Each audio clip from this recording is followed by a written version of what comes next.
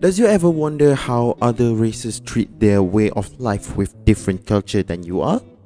Does it look tough, hard to make sure everything feel at ease by doing something? I mean, how could they pull this off? How are they handling it? So today I'm going to talk about Chinese Hokkien ethnic group, about how they handle their way of life in culture studies. Hi, my name is Muhammad Haris bin Farizal. I'm from class KB52D and my card metric number is D22021060233. Today we are going to talk about how the Chinese Hokkien handling their lives. Hokkien is a southern Min language originating from the Minnan region in the southeastern part of the Fujian province in southeastern mainland China, and spoken widely there.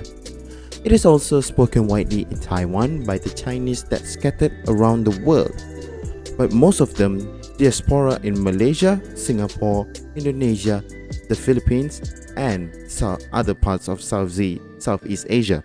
In Southeast Asia, Hokkien historically served as the lingua franca language, a language systematically used to make communication possible between people by not sharing a first language. It also known as bridge language, common language, trade language, auxiliary language, vehicular language, or link language, amongst overseas Chinese communities of dialects and subgroups, and it remains today as the most spoken variety of Chinese in the region, including in Singapore, Malaysia, Indonesia, Philippines, and some parts of Indochina.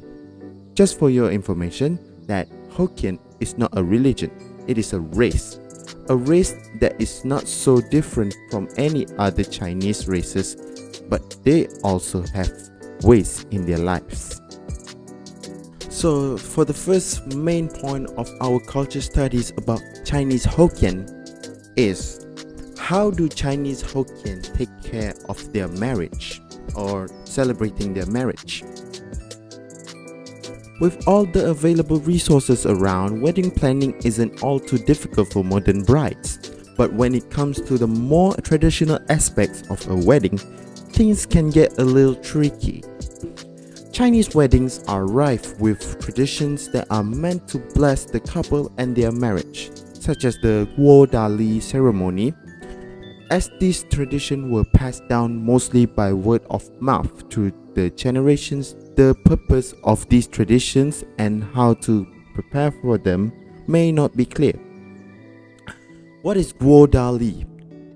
In my way of thinking and my translation, that Guo Dali is a seeking approval of their marriage. I think so.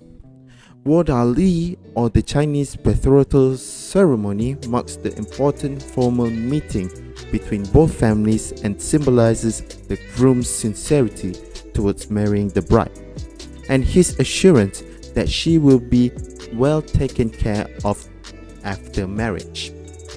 So when does Guo Dali takes place?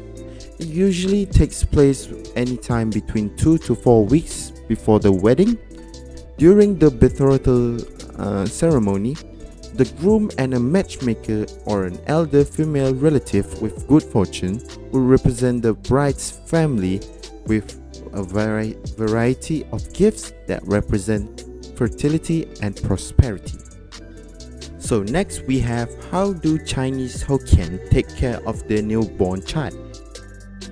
There are two birth rituals that all the Chinese Hokkien mothers should do.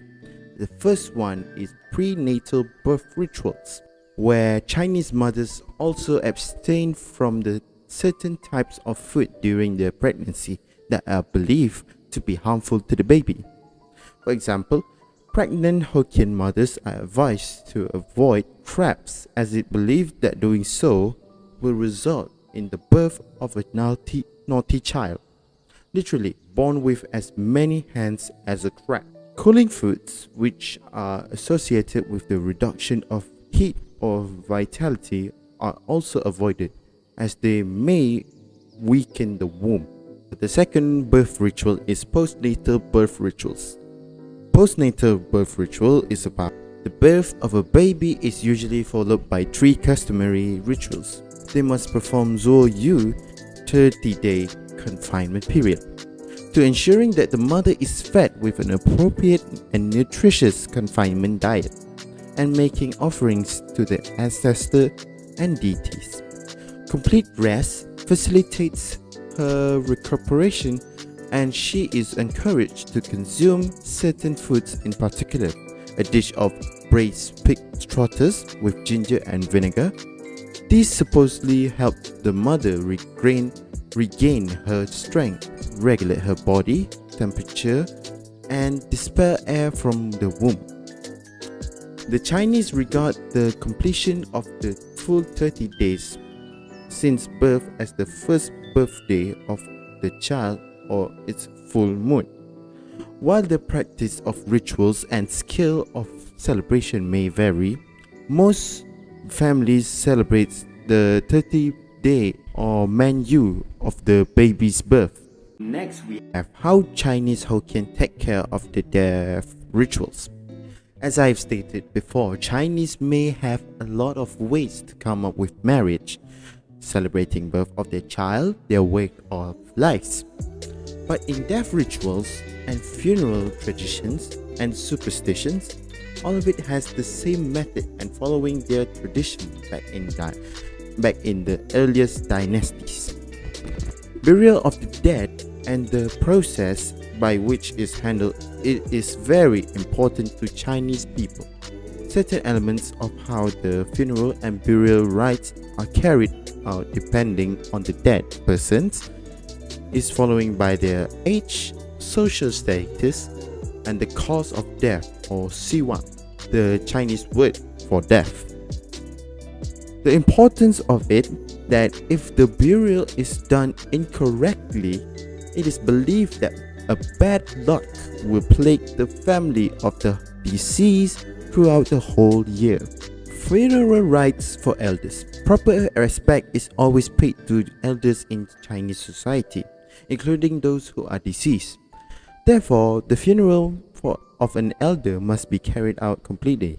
This includes preparing for the funeral event even before death while the person is on their deathbed. Second, ordering a casket. And third, causing the family of the deceased to go deep into debt to pay for the funeral. But funeral rites for younger family members. According to Chinese custom, an elder does not have to show respect to someone who is younger. If a younger family member dies, there still remains the question of how to prepare for the funeral of unmarried adults and children. What may happen includes, if someone dies and unmarried, no respect is needed to pay. No respect is needed to pay to them, as they are not considered as an elder, nor do they have children to prepare for their funeral for them.